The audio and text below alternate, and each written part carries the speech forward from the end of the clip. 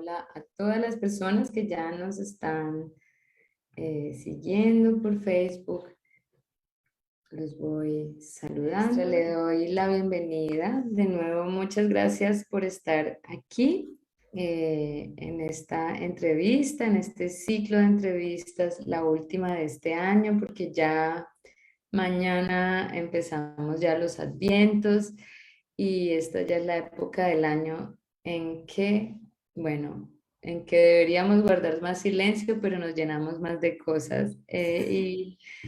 Exactamente, entonces hemos planeado la última entrevista de este año 2021, eh, pues terminarla contigo con un tema muy especial, la musicoterapia antroposófica, un tema pues que en Latinoamérica pues está como comenzando, pues ya hay unos comienzos, ya hay bastante, usted ya nos va a comentar de su camino, pero el interés está como despertando ahora como mucho más y me parece que la mejor forma pues es compartiendo con una persona de mucha experiencia, mucho conocimiento y muchos estudios como tú. Ujú. Entonces, gracias de nuevo por aceptar esta invitación. Muchas gracias también a ti, Ornella, de dar esta oportunidad, que es una buena manera de difundir y que la gente lo conozca y, y de entrar en un tema que le incumbe en realidad a todos los hombres. Sino a todas las personas, y es lo que estaba pensando porque aun si somos pedagogos, estamos tratando con niños, niñas, personas, con sus almas, con sus limitantes, con sus talentos, con sus problemas anímicos, con sus dificultades, ¿no? Como con tantas cosas, entonces también nos confrontamos con ese momento donde termina con mi labor pedagógica y empiezo a, digamos, a establecer otro tipo de contacto con el alumno, con el entorno, con los hijos, con la familia, ¿no? Entonces, como tú lo dices, es un tema que es de mucho interés para todos, no solo para los musicoterapeutas.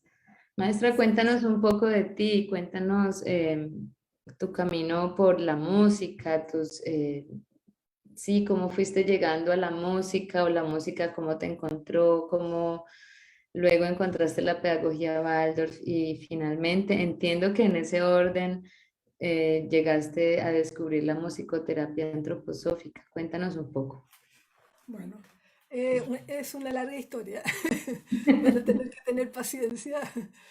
Mira, yo nací en Francia. Ah, Y estando en Francia, iba cuando era muy chica a l'école maternelle, se llamaba, y tenía yo creo que como 2 años. Y ahí yo viví en Francia hasta tener 5 años. Y alguna vez, estando en este colegio para guagua, en verdad, tengo el recuerdo de que pusieron a todos los niños en una especie como de pasillo y trajeron un canasto con instrumentos.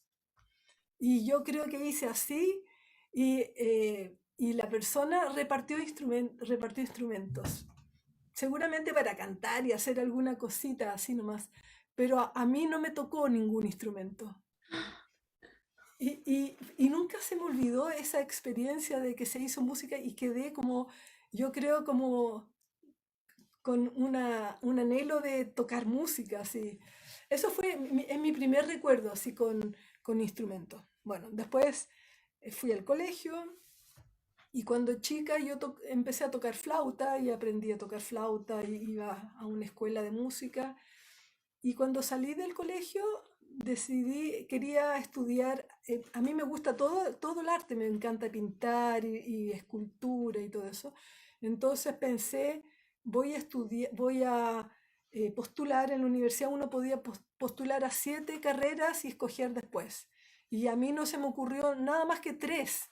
Y postulé a música en primer lugar y después a arte en general, que es el arte pictórico, y finalmente a arquitectura. Y de esas 3 quedé en las 3. en la universidad y las otras 4 postulaciones no las postulé nomás, que se perdieron, no sé. Y entonces deseché arquitectura y pensé, voy a estudiar las dos cosas. Arte, porque es todo el arte y abarco entonces todo lo que tenga que ver con el mundo del tiempo y también con el espacio, que son dos corrientes distintas y así tengo una totalidad. Y estaba segura de que iba a poder hacer una cosa así, pero estas dos carreras necesitaban prueba especial. Y en el momento de que había que ir a dar el examen, esos dos exámenes fueron el mismo día. Y no solamente el mismo día, sino que, por ejemplo, uno era comenzaba el examen, que era un examen especial, el de música como para probar el oído, cantar y muchas cosas, empezaba, por ejemplo, a las 3 y el de arte, donde había que ver otro examen especial, empezaba a las 4. Y como yo no me sé desdoblar, tuve que escoger. y entonces escogí música. Y tuve que seguir con una nomás. Y entonces fui a pedagogía en música, pero yo nunca quise ser profesora de música al principio. O sea, yo pensé, voy a entrar a pedagogía de música para aprender todo lo que uno tiene que saber de música y además estudiaba flauta dulce en otra universidad para interpretación, pero no tenía intención de ser profesora. Y la verdad es que cuando estudié toda la carrera pedagógica, nunca sentí que realmente se habló del hombre y que aprendí a enseñar música. Aprendí música, pero nada más. No puedo decir, nunca supe de cómo es un hombre a esta edad, hasta el desarrollo del niño, nunca se habló, nunca fue tema. Y entre medio, mi mamá era profesora Waldorf, fue profesora Waldorf, y mi papá y mi mamá eran antropósofos, o sea, los dos habían conocido la antroposofía, y yo de chica siempre, cuando era niña, escuché las palabras relacionadas con la antroposofía, pero no sabía nada de antroposofía. Pero escuchaba Colegio Waldorf, Rudolf Steiner, esas palabras así, sin cero contenido, porque esas cosas no se le hablan a los niños, y estaba bien que no las supiera. Pero cuando ya estaba en la universidad y ya conocía incluso al ambiente antroposófico, lo conocía a las personas, vi un panfleto en alguna parte donde salía conferencia antroposófica y sobre un tema. Y entonces fui a esa conferencia y sentí como, no sé, todo el mundo seguramente de las personas que ha viajado en avión siente que en un momento se tapan los oídos y de repente en algún momento el oído hace ¡puf!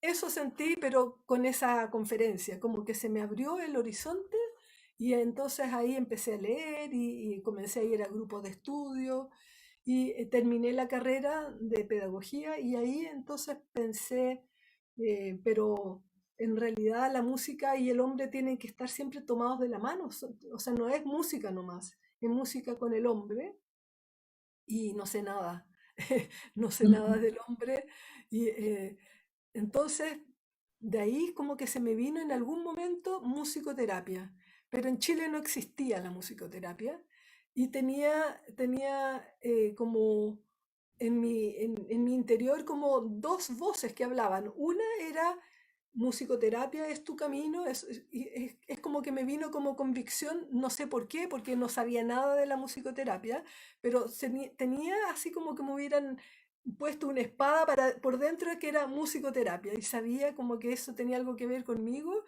y venía la otra voz que me decía, no vayas a hacer musicoterapia, porque es pura charlatanería. Tenía como no la conocía y conocía como, me imaginaba un poco como la gente que lee la mano y que no sabe mucho, un poco. Esa era no lo sentía muy científica el desarrollo.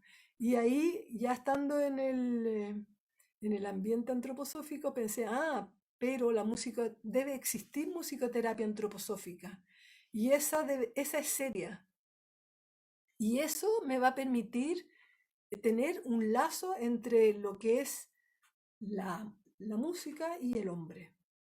Y entonces escribí primero a Alemania y a Berlín, que era la escuela antroposófica de terapia musical, y me llegó una respuesta en la que decían, por supuesto puedes venir a dar el examen, necesitamos un examen primero especial para ver cómo son tus condiciones y todo, pero además, no solo eso, y Chile y Alemania no están al lado, y estamos hablando del año, hace muchos años, del año, del año 88. Ahí. Y en ese tiempo en Chile había recesión, entonces la moneda chilena y la alemana eran muy diferentes y los precios eran muy diferentes, y pagarse un pasaje para dar un examen era algo casi imposible para cualquiera. Entonces, primero era eso, ir a dar un examen en el que no tengo ninguna certeza. Después, hablar alemán, lo que no era el caso. Yo estaba estudiando alemán hace un año y solo podía repetir los ejercicios que me daban con unos modelos. Eh, y después me decían, y resuelta la parte económica. Entonces, y no me hicieron muchas más preguntas. Entre medio supe que en Suiza había Humanus Haus, un campil, eh, y ahí me escribió una musicoterapeuta que era muy conocida, que es Johanna Spallinger, que ya murió, ya falleció. Y ella me dijo, o sea, le escribí a ella, me dieron el dato de ella, y ella me dijo, por supuesto, ven aquí, trabajas, conoces el ambiente de los discapacitados, y esto es pedagogía curativa. Pedagogía curativa es un ámbito de la terapia donde vienen personas discapacitadas como, por ejemplo, síndrome de Down, autismo, esquizofrenia, lo que se dice en alemán geistiges, o sea, todo lo que tenga que ver con problemas mentales, ¿no es cierto? Ujú. ¿Ya? Y esto era para jóvenes, y ahí estuve 2 años, y entonces los jóvenes, vivía en una casa con 12 personas discapacitadas, y habían lo que se dice Mitarbeiter, o sea, personas que colaboran, que trabajan con estas personas, pero uno entonces vive con ellos, vive la vida con ellos, no es la teoría. Y entonces en el horario común de casa estábamos todos juntos, comíamos todos juntos, el desayuno, el almuerzo, las cosas, y después arreglábamos la casa, y en el momento del trabajo, que era en la mañana y en las tardes, tenían ciertos horarios, cada discapacitado según su nivel iba a distintos talleres. Y depende, había taller de té, había correo, había panadería, había incluso un taller para hacer instrumentos de música, liras, habían Ah, montones de talleres, ¿ya? Y yo no iba a esos talleres, pero yo iba a donde estaba Johanna Spallinger, y estaba con ella en las terapias, y estas eran terapias individuales, y yo la ayudaba y miraba, y cooperaba, y vivía la terapia. Eso 2 años. Durante ese tiempo fui a clases de alemán una vez a la semana, y después de ese tiempo decidí voy a ir otra vez a Berlín. Quedé atravesada con eso y fui a dar el examen, y ahí ya había arreglado una cosa. Una cosa era que además ya tocaba lira, que es el instrumento terapéutico por excelencia en la terapia musical antroposófica, y la tocaba bien, y entonces y ya hablaba un poquito mejor el alemán, como para dar el examen. La parte económica esa no estaba solucionada, porque en un campil uno no gana, no gana plata, pero me pagaba la vida, pero no tenía. Y fui a dar fui a dar el examen, y entonces toqué lira, toqué flauta, toqué piano, canté, hice muchas cosas, y normalmente después de eso a uno le decían, ya, te vamos a mandar una carta y ahí te diremos si es que estás aceptado o no. Y ese día fui yo la única a dar el examen, ¿no? Era una escuela chica, muy chiquitita. Pero lo raro es que me contestaron al tiro me dijeron que estaba aceptada. Seguramente también se acordaban de mí por mi carta, y deben haber dicho, bueno, tiene muchas ganas porque ya había escrito hacía rato, y ahora está volviendo y está cumpliendo más condiciones, aprendió a tocar lira, está hablando alemán, bastante mal, pero lo habla igual, y así. Y en ese momento yo les dije, ya, pero yo no me voy a quedar, no puedo quedarme porque no cumplo la condición económica. Así que, así que lo que yo quería saber era si yo quedaba aceptada y ahora con esta aceptación yo me voy otra vez a Suiza y yo había decidido dejar el Campil para trabajar y ganar un poco económicamente y ahora y ya estaba aceptada en un trabajo. Y entonces voy a trabajar un par de años como para juntar y ahí voy a volver. Y no lo podían creer, se quedaron como mirándose así y me fui y volví a Suiza. Y cuando llegué, esto era un tiempo de vacaciones, así que pasé a ver a una amiga que vivía en Dornach y cuando volví a Humanos Aos en Suiza, me estaba esperando una carta. Y esa carta era de Berlín y me decían que volviera porque me iban a dar una beca. Así que se me solucionó el comienzo del estudio y así entré a estudiar terapia musical. Gracias, maestra, por esta, esta biografía tan, tan rápida y este camino tan lindo donde se ve que tú tenías una búsqueda, un poco también, un poco como tú lo dices, un poco inconsciente, ¿no? Era como que el destino te iba encontrando y tú lo ibas siguiendo. Como Mm. al principio pensaste tres carreras y luego dos y luego el destino te la puso, no, el mismo horario, decide una y bonito ver cómo te ibas acercando a ese momento. Y ahí que quisiera que nos compartieras como a la audiencia que de ese estudio de musicoterapia antroposófica, ¿qué fue lo que más te llenó? ¿Tuviste la oportunidad de compartir o de conocer otras orientaciones musicoterapéuticas? ¿Pudiste comparar o esa visión del hombre? ¿Qué fue lo más lindo que aprendiste en ese camping con Johanna Spalinger y luego en este lugar? ¿Cómo se no sé, qué te fascinó? ¿Cuál fue la visión del hombre del ser humano que te llenó en ese tiempo de estudios? Bueno, a ver, entrar en el mundo de los discapacitados, ahora entonces en el Campil, después entró a la escuela de musicoterapia. En el Campil me encontré con un mundo para mí desconocido, que aquí en Chile uno no ve tantos discapacitados juntos, por lo menos. Seguro que hay, pero no están tan a la vista, o sea, uno no vive la vida con ellos normalmente.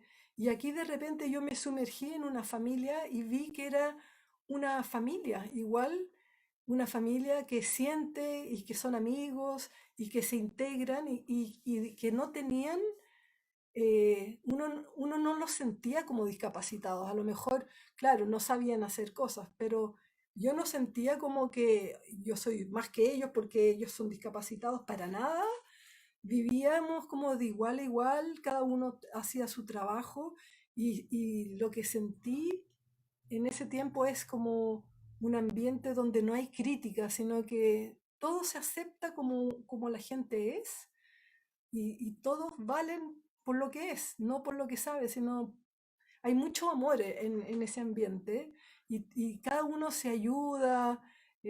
Fue un tiempo muy lindo. Para algunas personas que yo he conocido no les gustó tanto, pero mi experiencia fue un tiempo de mucha felicidad y de madurez, de comprender que la vida no es una igual para todos, que cada uno tiene una experiencia de encarnación distinta y ninguna es mejor que la otra. A cada una le toca lo que le toca por su propio destino. Y yo aprendí mucho de distintos aspectos del ser humano.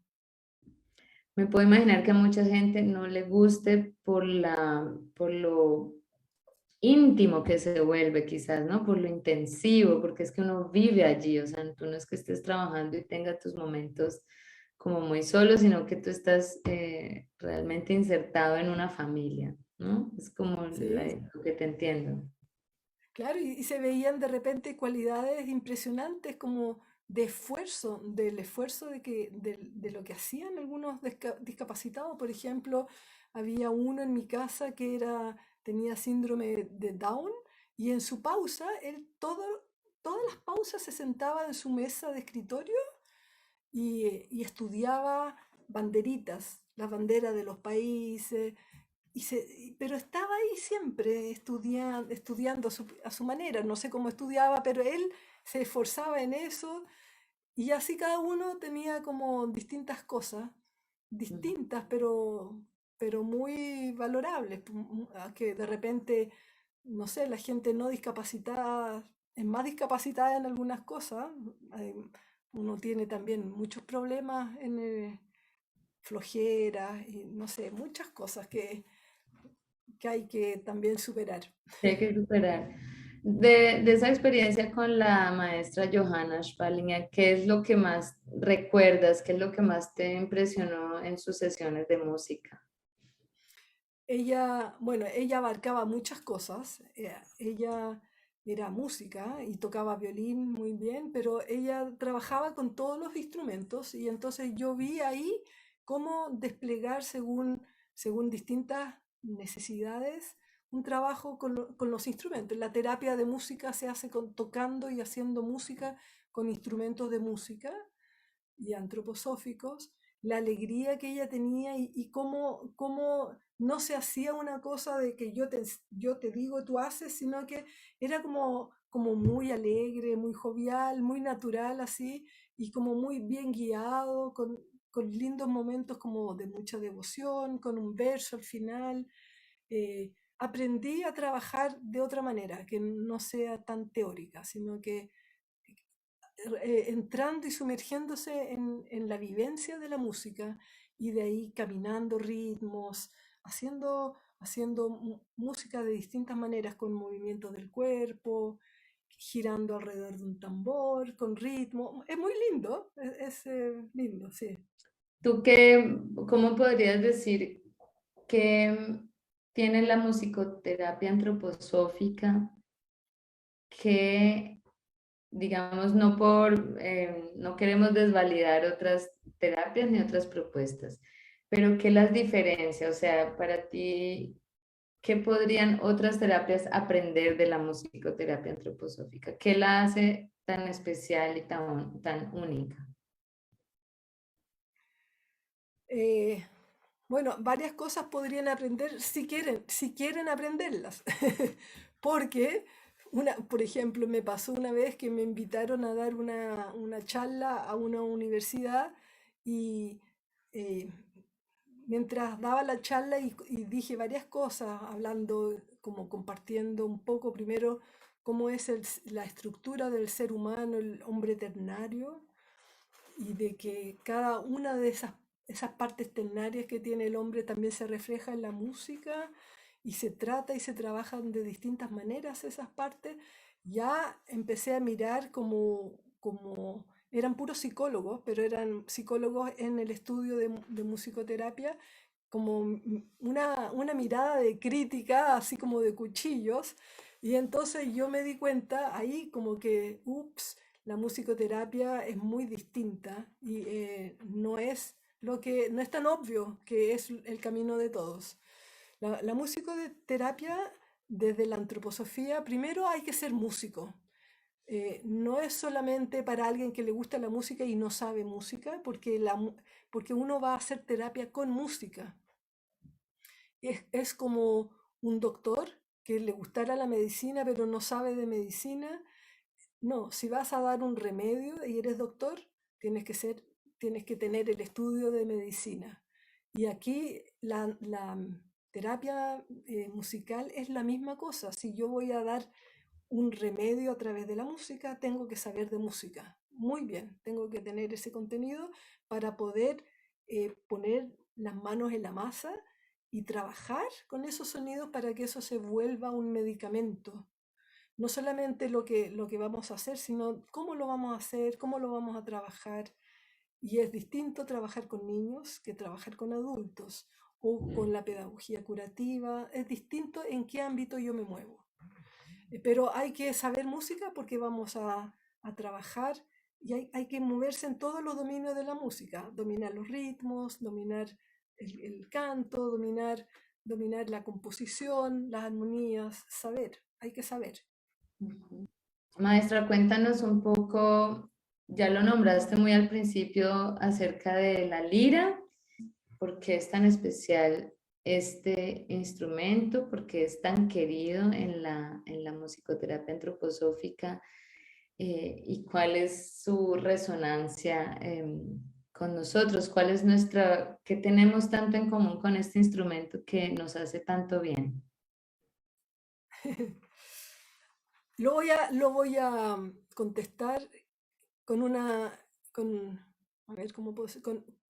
Con una vivencia de un compañero mío en mi escuela. No era compañero mío de mi misma clase, pero estaba un curso más abajo. eh, no voy a decir su nombre, pero él era flautista y en algún momento, flautista dulce, en algún momento él andaba en bicicleta y lo atropelló un auto y quedó en estado de coma. Entonces, estuvo varios días en estado de coma y su hermano lo iba a ver a la UTI y su hermano tocaba lira. Y él estaba entonces en forma inconsciente.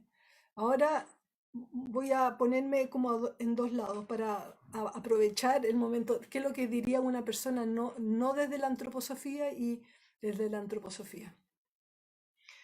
Una persona común y corriente, no desde la corriente antroposófica, diría qué absurdo que venga esta persona, se siente con un instrumento de cuerdas, que suena muy lindo, pero se la está tocando a una persona que está ahí en una cama inconsciente. Y es tan absurdo como a lo mejor que viniera un pintor y le mostrara a personas que están durmiendo unos lindos cuadros y le haga una contemplación de cuadros.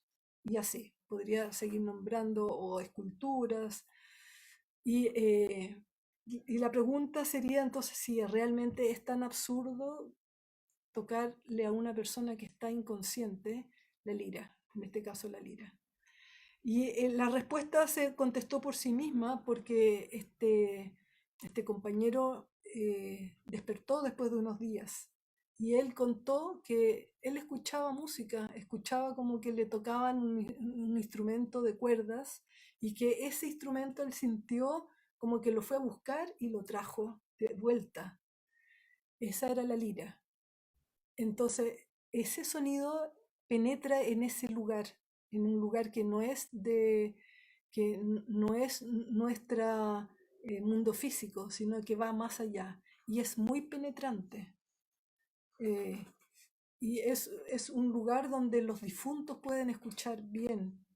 Entra muy adentro del alma y es un instrumento de cuerda. Y la música en sí como arte, vive en el alma. Y es más, si uno pone a la música en qué parte, siempre se dice la música es el alma en el alma, es justo en el medio.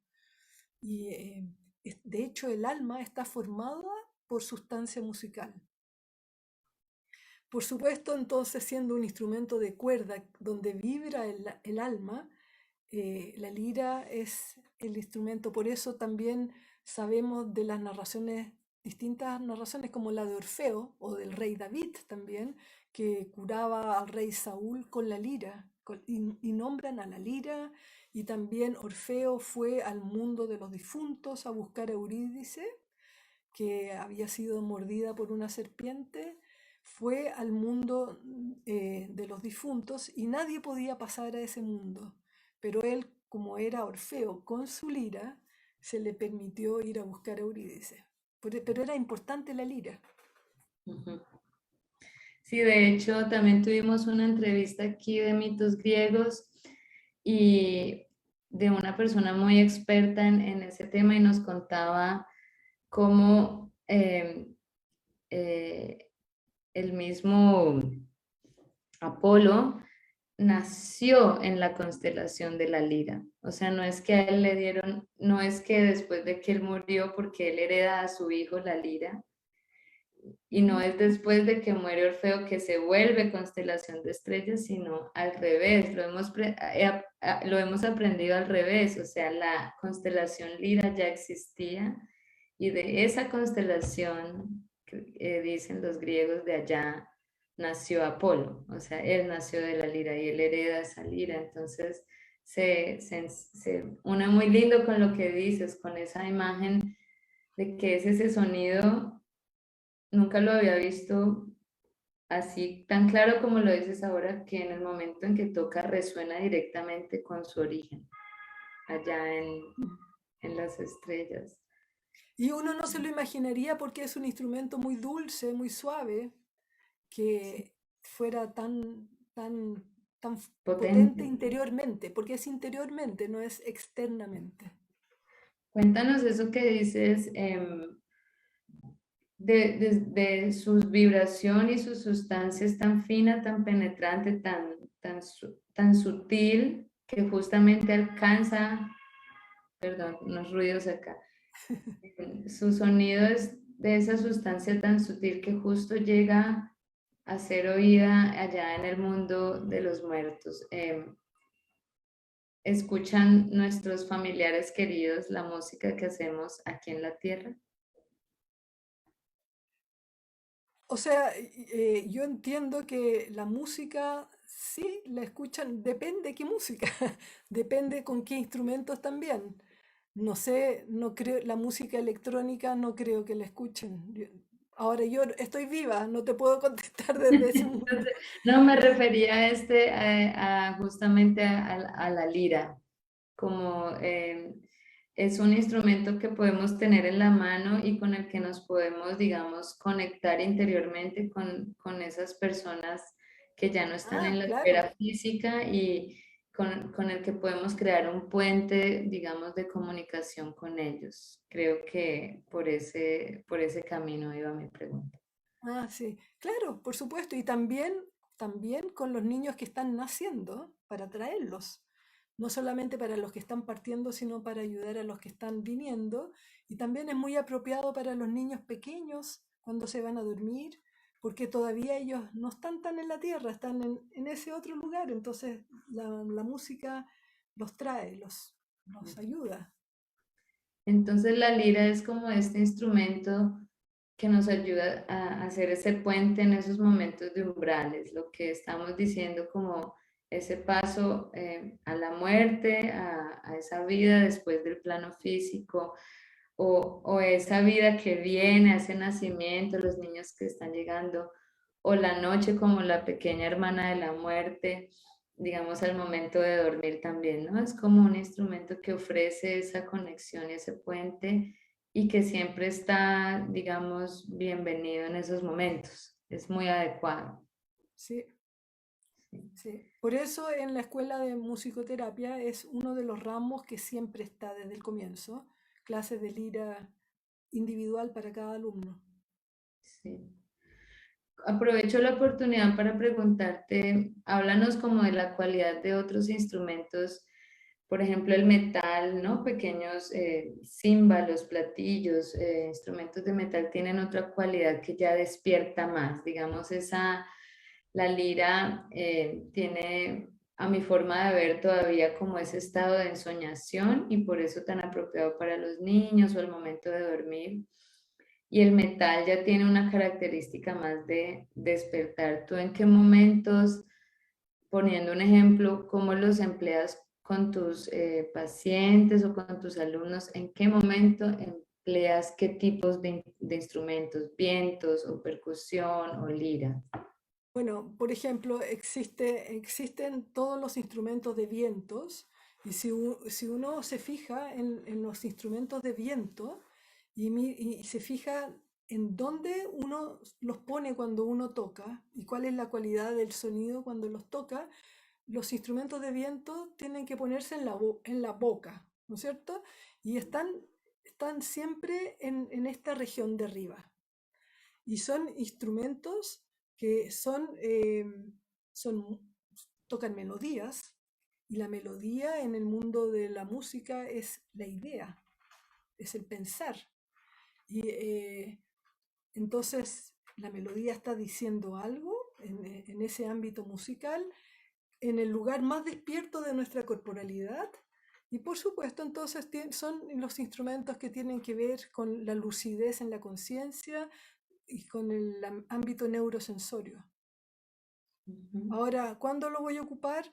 A lo mejor cuando quiera trabajar en ese ámbito, depende qué cosa. Por ejemplo, podría yo querer despertar a alguien o a lo mejor una persona muy despierta desde ese instrumento trabajar para a lo mejor bajar más al corazón después de otras maneras. Ya, esos son los instrumentos de viento. Ujú. Después tenemos todo el ámbito de los instrumentos de cuerdas.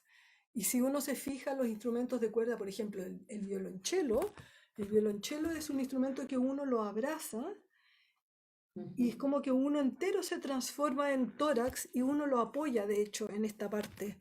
Y tiene cuerdas, pero son instrumentos que uno pasa con un arco, entonces para que se mantenga en el tiempo y un poco como que ese sonido sufra un desgarro con el arco, y todo esto se vive en este lugar, todo se transforma en una vibración del alma.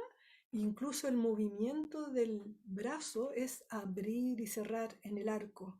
Y el arco lo que hace es trabajar la respiración del alma. En cambio, esta mano trabaja más el aspecto neurosensorio porque él produce como la afinación de la melodía. De esa manera, todo uno se vuelve un poco como alma. Entonces son instrumentos que trabajan esta parte. Incluso el violín, que está más arriba, es más despierto porque cuando toca el violín y el cello, el violín va a poner las melodías, la idea, y el cello va a poner el fundamento de la tierra. Van a poner los dos polos, pero los dos aquí. Y cuando el violín entonces toca, el violinista no va a estar tocando así, sino que va a hacer un poquito así, con su cabeza, así, porque tiene que tocar. Y entonces el gesto es que la cabeza quiere escuchar al corazón. Sí, como Todo lo oí. va, ¿no es Ay, cierto? qué lindo, nunca lo... Sí, gracias. Entonces es como todos quieren inclinarse hacia el corazón. Ese es el otro ámbito. Es como, y después están los instrumentos que necesitan un golpe, un contraste, un percibir la tierra. Y esos son los instrumentos de percusión, y el gesto en general de los tambores, por ejemplo, es de arriba hacia abajo, hacia la tierra, el gesto de la voluntad. No como los instrumentos de cuerda con arco, que son así, para los lados, y los vientos para adelante. O sea, uno empieza a descubrir, cuando uno empieza a observar, muchas diferencias que hablan de distintas cosas. Y de hecho los tambores todos están en la parte de abajo y son redondos. En Ujú. cambio la flauta es aguda, es para adelante. Y en cambio las cuerdas son como un tórax, con Sí. caja de resonancia y todo. Ujú. Y bueno, según eso, tú te puedes mover, puedes en la terapia de repente trabajar con uno de los instrumentos. Yo en verdad hago las terapias muy variadas. En general, si trabajo con niños, parto desde el movimiento, porque los niños tienen que moverse. Trabajo distintas cosas con movimiento. Hago muchas cosas muy lúdicas, con pelotas, con barras, distintas cosas. Y después, un momento donde los niños les digo que descansen un rato, y en ese momento ellos solo escuchan. Y ahí yo les puedo poner, por ejemplo, un instrumento grande atrás para que ellos sientan la armonía, y ahí trabaje una armonización en el líquido encefalorraquídeo, con canto y cuerdas. O puedo tocar también la lira. Después hacemos, como también soy cantoterapeuta, algunos ejercicios con la voz, pero con movimiento. Con los niños tiene que ser como un juego, no puede ser como terapéutico como con un adulto, sino que tiene que ser todo con mucha imagen, como en otro mundo, como con cuentos, con movimiento, con correr, con cosas así. Y después de eso, un poco con un instrumento. Y con los niños, bueno, depende la edad que tienen también o el problema que tienen. Ahí depende el instrumento que voy a ocupar. Y así, y la terapia dura media hora, una vez a la semana. Ideal serían 2 veces o 3 veces, pero cuando uno vive en una ciudad grande como yo, que vivo en Santiago, que es una ciudad donde viven 8 millones de personas, ir a un lugar a otro no es ninguna alegría el traslado. Entonces, una vez a la semana uno no le puede exigir a las mamás más esfuerzo que eso. También empezamos la charla diciendo que esto es un campo de interés para todos, así seamos, por decir, músicos y nos desempeñemos más como profesores o nos desempeñemos más en el ámbito familiar. Dinos, y pues también hemos escuchado la importancia de ser un músico formado en música para ser musicoterapeuta, pero para las personas que nos están oyendo hoy, que quizás no son músicas, pero aman la música, tienen sensibilidad, saben cantar, ¿cuál puede ser como un elemento importante musicoterapeuta que puedan aplicar en sus casas, en su vida cotidiana con sus niños y con su familia? Ujú. Antes de contestarte directamente qué es lo que puede hacer cada persona, me gustaría igual decir eh, por qué lo que han dicho algunas personas sobre la música, que no son músicos, pero que tienen importancia histórica mundial, sobre pequeñas frases sobre la música. Y en el ambiente antroposófico todos valoramos y admiramos también mucho a Goethe. Y Goethe dice lo siguiente, y que es una sorpresa, yo creo, también nos enseña mucho. Dice, quien no ama la música no merece ser llamado hombre.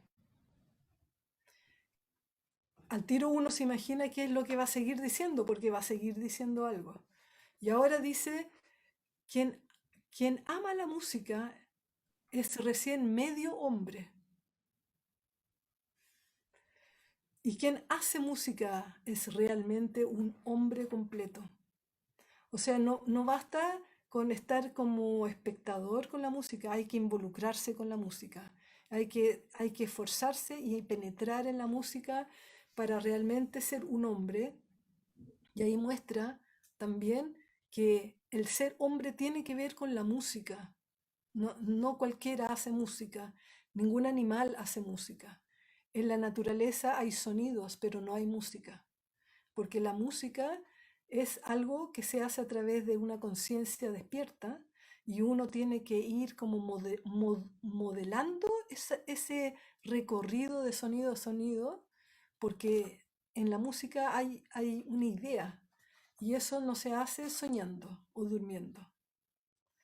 También, por ejemplo, Lutero dice, el hombre que se entrega a la música ha adquirido un pedazo de cielo. Hermoso. Y Juan Ramón Jiménez dice, canción, este es un verso que yo digo de repente con algunos niños, canción, tú eres vida mía y vivirás, vivirás, y las bocas que te canten cantarán eternidad. Y así tengo varios otros que se pueden mencionar, pero justamente son todas personas destacadas. También Shakespeare habla de la música y Nietzsche habla de la música.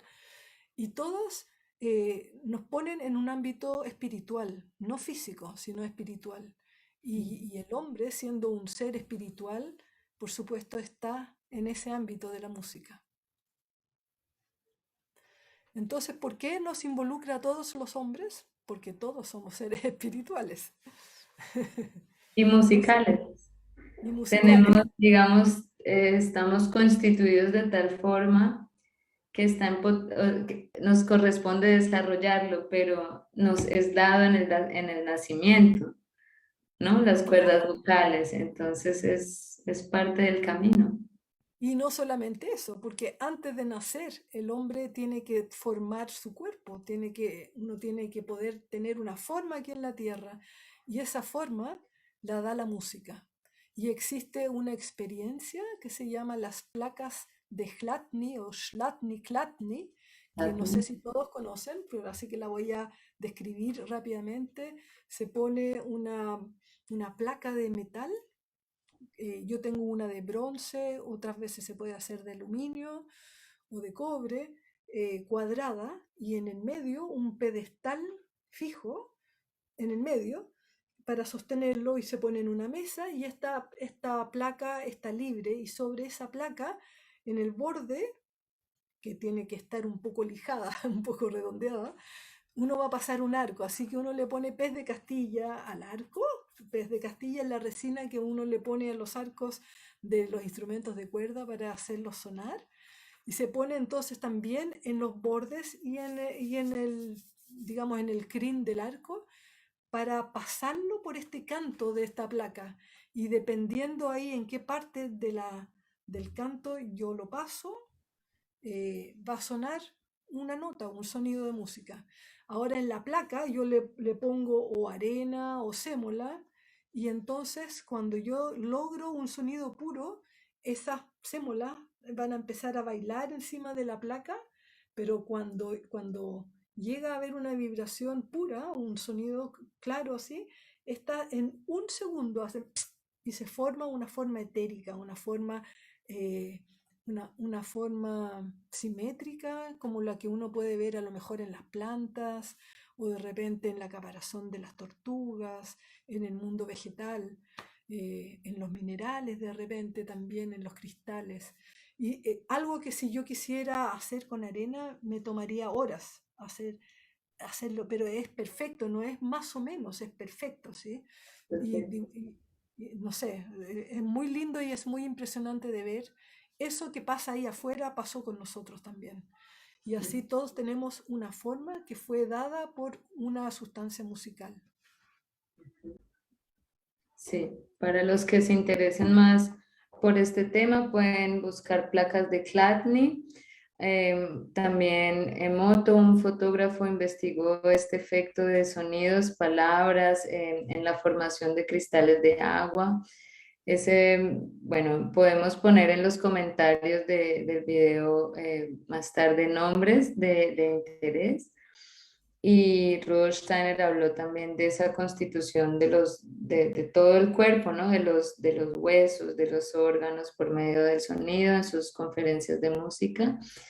Entonces, por ese lado también, bueno, y en otras de euritmia, más que todo, euritmia musical. Por ahí también se pueden seguir informando si les resulta de gran interés. ¿Has tenido también experiencias con todo tipo de pacientes, no solamente con necesidades especiales, por ejemplo, enfermedades crónicas, en estos tiempos de pandemia, de estrés, de inseguridad, de miedos, las enfermedades emocionales, anímicas, ataques de pánico se han vuelto no muy presentes? ¿Tienes este tipo de pacientes también o enfermedades crónicas? Es decir, ¿es la musicoterapia una terapia que se puede implementar en todos estos casos también? En todos los casos, porque la música vive en el alma humana, y todos tenemos problemas, y existen distintos ámbitos. Existe, por ejemplo, eh, todo el ámbito de las enfermedades clínicas, los pacientes que llegan a una clínica con cáncer, con problemas a lo mejor asma, o con colitis ulcerosa, con múltiple esclerosis, muchos problemas. Ese es un ámbito donde uno trabaja a lo mejor en la clínica durante un periodo acotado mientras está el paciente. Después está, como dije antes, la pedagogía curativa. Después está también el ámbito para, por ejemplo, en Colegio Waldorf, para los niños que están con algún problema en el mismo colegio, pero que no son un problema así de clínica, sino que son niños a lo mejor que están con miedo, que no pueden dormir, que están con pánico o que están tristes o que son hiperactivos o que están muy nerviosos o que son un poco rígidos. O que están muy metidos en la pantalla y están perdiendo como la relación de la vida, Conexión. sí, con la vida. Y todas esas cosas empiezan a influir en un futuro y es bueno a lo mejor que la música haga, entre con su calor, con su flexibilidad, con su armonía, con su belleza y como que pula y armonice el problema. Porque hacer terapia es traer equilibrio en el interior humano, eh, pero no lo hace el terapeuta guía el trabajo y en verdad el interior del alma del paciente, con su esfuerzo y su propio trabajo, va a ir como practicando la salud poco a poco, cada vez con ejercicios apropiados, por supuesto, para, por ejemplo, una persona que es muy, voy a poner un ejemplo, una persona que es muy nerviosa o, por ejemplo, hiperactivo, entonces uno tiene que empezar desde el lugar donde está el paciente. No puedo empezar con un ámbito tranquilo porque el paciente está intranquilo y lo que tiene que adquirir es justo lo opuesto, es la tranquilidad, pero no la tiene. Entonces tengo que estar en un lugar de mucha intranquilidad primero, entonces voy a trabajar con mucho movimiento. Y ese movimiento de a poco lo tengo que ir frenando y frenando de distintas maneras terapéuticas hasta que eso el paciente lo vaya ensayando de esa vez y eso vaya como moviendo por dentro y reestructurando su interior hasta que lo adquiera y entonces gane eso que ya se equilibre, eso que se había ido hacia un lado, vuelva. Eso es terapia. Y lo pedagógico, porque hay una gran confusión también. Yo también soy profesora de música y trabajo en lo pedagógico mucho también. Y ahí veo de repente las confusiones y colegios donde no tienen claro cuál es el ámbito pedagógico y el terapéutico. El ámbito pedagógico no es su misión buscar el equilibrio, de poner lo que no se tiene, sino el trabajo pedagógico es trabajar con lo que se tiene. Y eh, si uno tiene algo, eso es lo que tiene que educar, no poner lo que no tiene. ¿Ah? Y ese es el ámbito terapéutico, el poner lo que falta.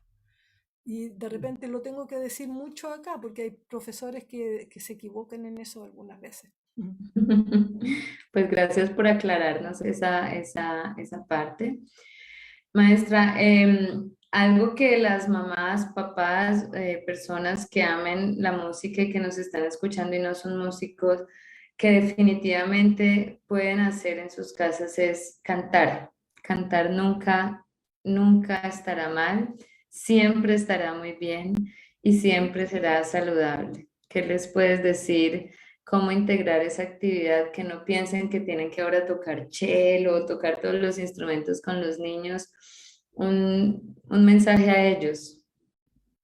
Bueno, esa fue una de mis primeras preocupaciones cuando yo ya tenía que pensar, ahora me vuelvo, ya terminé de estudiar, me vuelvo a Chile y voy a trabajar con gente, pero en español, ya no en alemán. Entonces necesito canciones y hartas canciones. Y hice un viaje especialmente a España para ir a comprar libros. Y estando en España no encontraba lo que yo quería como repertorio de música para las distintas edades.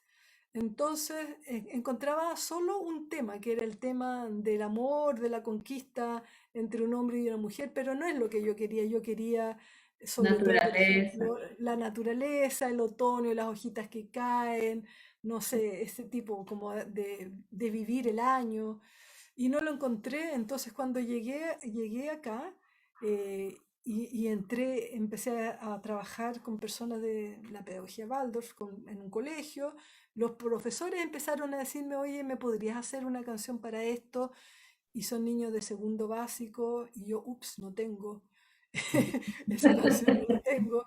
Y otro de tercero, ¿me podrías hacer un canon para esto? No lo tengo. Y me llegó así, tienes que hacerlo. Y empecé a hacerle para este profesor, para esta profesora, y empecé así a hacer lo que se transformó después en unos libros que hice, y que hay libros, 4 tomos, y que recorren un poco desde kinder hasta octavo básico, repertorio para estas edades según el desarrollo del niño. Entonces, con tu pregunta, por supuesto, los papás cantar. ¿Y qué buscar? Hay que buscar de repente repertorios, pero no cualquiera, sino un repertorio que tenga que ver con el desarrollo del niño. Y si están en un colegio Waldorf, y no tienen mis libros, porque en mis libros un poco se dice qué repertorio y por qué, pero si no, porque están en otros países, a lo mejor no están los libros, entonces preguntarle a los profesores de curso cuál es la vivencia del niño, por ejemplo, en segundo básico. Si el niño va a tener 8 años, entonces a lo mejor, ya sé que no tengo que cantar cánones todavía, no, polifonías todavía no, eh, pero sí cantos responsoriales, a lo mejor eso sí.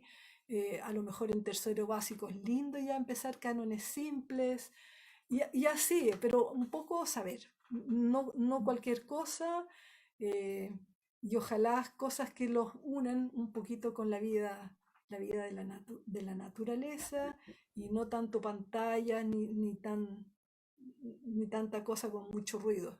Hay una cosita todavía a lo mejor que no te contesté realmente, que estaba pensando, que tú me hiciste la pregunta de la gran diferencia entre la terapia, digamos, oficial, fuera de la antroposofía, y la terapia antroposófica. Lo que yo he visto, por lo menos aquí en Chile, no sé en otros países, pero la musicoterapia, digamos, universitaria o así, que en realidad no es un gran estudio aquí en Chile, es como un doctorado de 2 años, eso es la musicoterapia. En general está apuntado desde una manera, psicológica. La música no es la que sana, la música es un instrumento para observar la patología, para buscar un diagnóstico a lo mejor, para observar el comportamiento del paciente, como, y es mucho de tomar instrumentos y improvisar con esos instrumentos. O sea, no son grandes instrumentos que exijan conocimiento, sino son más bien instrumentos que uno toma y hace sonidos nomás, y el terapeuta observa el comportamiento, y como que lo trata más desde el lado psicológico. En la terapia antroposófica no se trata de analizar el comportamiento, sino que se trata de que sea la música la que cure. La música tiene grandes, digamos, es muy poderosa, y tiene maneras de trabajar en el interior. No es alguien de afuera de la música, es la misma música la que hace la sanación. Y esa es la gran diferencia. Entonces, en la música antroposófica, en la terapia, se trabaja también con escalas de planetas, se trabaja con ciertos sonidos que trabajan en este órgano, y así es una carrera de 4 o 5 años. Es, larga, y ya exige un conocimiento previo. Maestra, ese tema a mí me encantaría que lo trabajáramos en otra ocasión porque es definitivamente súper hermoso y de verdad que lo tengo pendiente. Ese tema, lo que tú dices, ya las fuerzas planetarias, cómo se expresan en diferentes escalas, en diferentes sonidos y en diferentes materiales. Tengo entendido pues que, ¿no? Por ejemplo, sabemos que el hierro es como esa expresión como de Marte, ¿no? Esa fuerza como de la voluntad. Y así cada metal tiene una cualidad que le viene entregada de un planeta, la plata de la luna, el oro del sol, y en ese orden de ideas, de esas fuerzas que nos entrega ya, como que nos entrega el cosmos y que se nos expresa aquí en metales y que se transforman en instrumentos musicales y de cómo eso influencia en nuestra salud. Eso sería un tema pues que realmente lo quiero dejar pendiente y ojalá nos acompañes en una segunda oportunidad porque creo que nos has dejado ahí súper intrigados con este último tema hablando de las fuerzas planetarias y pues solamente viendo la hora pienso que no nos va a dar. Sin embargo, si nos quieres compartir algo en ese sentido ahora, en 5 o 10 minutos, creo que estarán todos muy agradecidos y en otra oportunidad lo ampliamos. Que te amplíe un poco sobre qué cosa.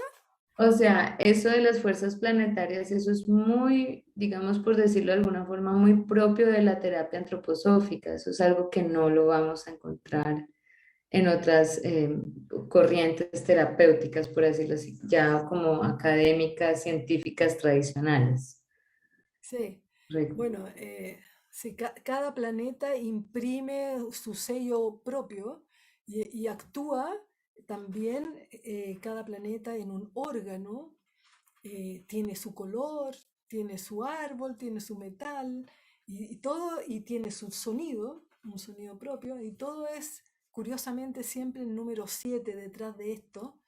Y en estas 7 notas, cada escala tiene una estructura distinta. No todas las escalas tienen la misma estructura, sino son todas distintas. Y ahí uno empieza a ver de repente, eh, por eso de repente hay que saber de música, si no uno no entiende nada, cómo sube una escala y cómo baja la escala, baja de una manera opuesta. Y al bajar es la parte que uno no ve, que en general uno no conoce, se muestra realmente la esencia del planeta. Y ahí entonces uno ve cómo la luna tiene una escala que es muy luminosa y toda la vuelta del ascenso que tuvo, que de repente el sonido de la escala de la luna comienza en un si, y ese es el tono de la luna. Uno sube, pero sube sin ningún accidente y al bajar todo se hace sostenido, todo se vuelve luminoso. Y justo la luna es el planeta que refleja la luz. Y no se muestra a sí mismo, sino que muestra al otro. Y así cada planeta tiene su especialidad, pero esas cosas uno las puede a lo mejor leer, pero la cosa es vivenciarlo. eh, y una cosa es en la escala, es la primera cosa, y después es poder eh, componer, componer con esas escalas. Y eso empieza a ser un poco difícil por Zoom. Maestra, yo sé, pero de esto hablamos por interno, cómo lo podemos hacer de una forma práctica y si usted me acepta la segunda invitación, vamos a estar muy agradecidos. Bueno, bueno. Entonces, en este momento quiero abrir, pues yo le doy la oportunidad a los que nos están siguiendo, que tenemos personas que desde el principio nos están acompañando y seguramente tendrán una que otra pregunta. Eh, ya veo aquí una pregunta. Dice, nos escribe Soraya desde Colombia y dice, ¿cuáles son las grandes diferencias que usted ve, maestra Natalia, esencialmente entre la musicoterapia y la cantoterapia antroposófica? Además, pues, de la voz y la lira y otros instrumentos, al abordar terapéuticamente con la música al ser humano. Bueno, esa pregunta me es muy familiar. Muchas gracias por esa pregunta. Eh, a ver, el canto terapia trabaja con la voz. En la musicoterapia uno hace algunos ejercicios de canto. eh, un- en general, igual en la carrera uno tuvo clases de canto, Verbeck, que es el canto, una escuela de canto distinta a la tradicional, que hace un poco, trabaja con las leyes de, ¿cómo se puede decir? Sería lo etérico, para los que no saben lo que es lo etérico, digamos, todo lo que es la salud, eh, lo que es lo vivo. En el canto terapia trabajamos exclusivamente con movimiento y con voz, sin instrumentos. Y son ejercicios fáciles, pero muy efectivos que van dirigidos a distintas cosas, por ejemplo, al tórax o a los pulmones, al hígado. Hay miles de distintos ejercicios muy simples y que uno va encadenando de alguna manera. En la musicoterapia uno tiene además que saber tocar instrumentos y tiene que dominar tal vez más la música, la parte teórica de la música, porque hay que componer, hay que tocar, eh, y también podemos cantar, o sea, uno se mueve con muchos otros elementos de la música, no solamente con la voz. Ahora, ideal es que haya un musicoterapeuta que también sea cantoterapeuta y haga un poco de las dos cosas porque son hermanas, son en verdad parte de la música. Y o sea, por eso yo me alegro mucho de haber hecho las dos cosas y aplico de las dos cosas. Tal vez para los niños es muy bueno también siempre un poquito de instrumentos, porque a los niños les gustan mucho los instrumentos y un poquito de ejercicios de canto, pero que sea bien variada la terapia. El adulto puede trabajar más en su interior. La voz es algo que es muy interior, no está afuera, sino está dentro de nosotros y cada persona tiene una voz única y irrepetible y esa uno la puede trabajar más, más concentradamente con un adulto que con un niño. Ujú. Tenemos otra pregunta. ¿La musicoterapia antroposófica aborda novedades neurocientíficas de la actualidad? Yo me imagino que sí, yo, no, yo tengo que reconocer que no soy de las más actualizadas, pero seguro que sí. Bueno, a mí lo que me ha sorprendido es que cosas que Rudolf Steiner dijo hace 100 años que todavía no eran, digamos, estudios científicos, pues se han ido descubriendo con el tiempo. Por Sí, sí. ejemplo, en lo pedagógico, no, no tampoco ayer o el año pasado, pero no hace 100 años, se descubrió hace poco que la noche es un momento importante como parte del proceso del aprender, donde el cerebro sigue siendo activo y eso, digamos, lo dijo Steiner hace 100 años en otras palabras. Entonces, yo imagino en ese punto, pues que muchas cosas que ya se habrán dicho hace tiempo apenas ahora se están descubriendo y reconociendo o estudiando o protocolando, ¿no? Yo pues no soy musicoterapeuta y tampoco tengo respuesta eh, a esa pregunta. Sin embargo, de Steiner siempre hablamos como un visionario, una persona pues que siempre miró como al futuro, a un futuro muy lejano y a ese hombre en devenir que estamos sembrando ahora para los próximos 500 años. Entonces, puedo imaginar que, que estén Pero muchas cosas por a confirmar. mí me han llegado también ciertos videos eh, neurocientíficos también donde muestran cómo el cerebro va como siendo afectado por los sonidos de música y se ve, y en estos videos muestran cómo nada hace participar más al cuerpo entero y al cerebro de una manera más completa que la música. Y ahí entonces muestran cómo se mueve. Eso yo no lo puedo decir tanto, pero se muestran imágenes donde se afecta esta parte del cerebro, esta parte, y la música como es algo que siempre trae equilibrio, cuando hay algo de este lado que no está siendo trabajado mucho y trabaja más con la música se puede hacer que todo eso trabaje, se complete. Y de repente hay muchas cosas que todavía no se conocen y que hay que, dentro del mismo quehacer terapéutico musical, hay que descubrir. Yo creo que hay todavía mucho que desarrollar. Sí. Definitivamente también se me ocurre ahora espontáneamente la parte de movimiento. Hace pocos años no se consideraba tan importante que los niños tuvieran esa posibilidad de unir música y movimiento como como parte necesaria de su constitución y eso ahora es algo que se está validando y eso es algo que habló la pedagogía Waldorf y Sí, las terapias también hace mucho tiempo. Pero es una buena pregunta, definitivamente sí, quizás es nos muy pueda... buena, y es muy importante porque seguro que en este campo van a haber muchas cosas nuevas en el futuro. Ya se sabe que la música hace trabajar como nada todo el cerebro, eso se Ujú, sabe. ujú, exacto.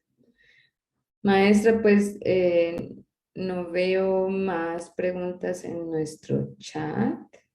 Mm, Pues invitamos a las personas si todavía tienen una preguntita por allí, pero no la hay.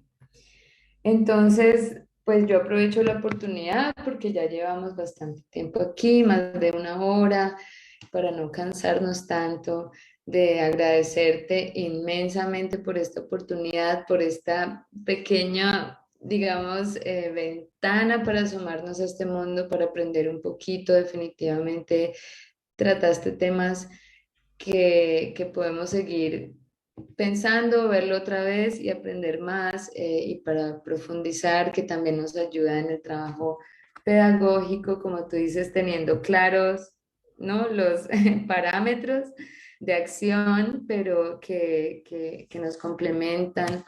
Invitar a los padres y madres que ahora están muchos en situación de, bueno, pues de encierro o de escuela en casa, pues que definitivamente que canten mucho con sus niños, que se interesen por repertorio más que hable de la naturaleza, de la belleza de las estaciones, del mundo. Eh, claro que existe también el amor y la pareja, todo a su momento. Que se interesen, que pueden adquirir tus libros, tú hiciste una compilación, yo los tengo todos. Reconozco muchas canciones tradicionales de Alemania, como que hiciste las traducciones, ¿no? También, y tus composiciones, y pues es realmente ¿cómo se dice? Un compendio muy lindo, muy interesante, muy útil. Se le ve pues el amor, la dedicación, y se ve que se fue desarrollando con los años de experiencia. Entonces los invitamos a que los consigan. ¿Dónde están a la venta, maestra? Yo los compré, creo que por la editorial antroposófica de Argentina. Sí, ellos hicieron los libros, así que en la editorial antroposófica hay que encargarlos, se puede encargar. Exacto. El título de los libros nos están preguntando, ¿cómo se llama? Se llama La música en la escuela y entonces son 4 tomos. El primer tomo hace toda la música para el kinder y el primero básico, o sea, es música pentatónica. Después hace el segundo básico, tercero básico y ahí entonces segundo básico hace la transición de salir de lo pentatónico hacia lo diatónico para los que entienden música y tercero básico ya empieza a ser diatónico, o sea, las 7 notas de la escala y después cuarto básico, quinto básico y finalmente sexto y séptimo y octavo juntos. Ujú, exacto. Entonces, exacto, busquen por la editorial antroposófica en internet, ellos hacen envíos a todo el mundo, yo los pedí desde Alemania y hasta acá me llegaron. Ya en estos tiempos de digitalización ya, ahí ya no hay esas fronteras. Exacto, entonces, bueno, aquí nos despedimos. Muchas gracias nuevamente también a la audiencia, a las personas que desde el principio hasta el final nos acompañaron y quedamos pendientes para una próxima charla porque creo que este tema de los planetas no nos va a dejar dormir hasta el año nuevo. Entonces, querida maestra, muchas gracias por compartir tu conocimiento y experiencia este día de hoy. Muchas gracias, Ornella, por la invitación y bueno, que descansen todos y gracias por escuchar tanto rato este tema. Adiós.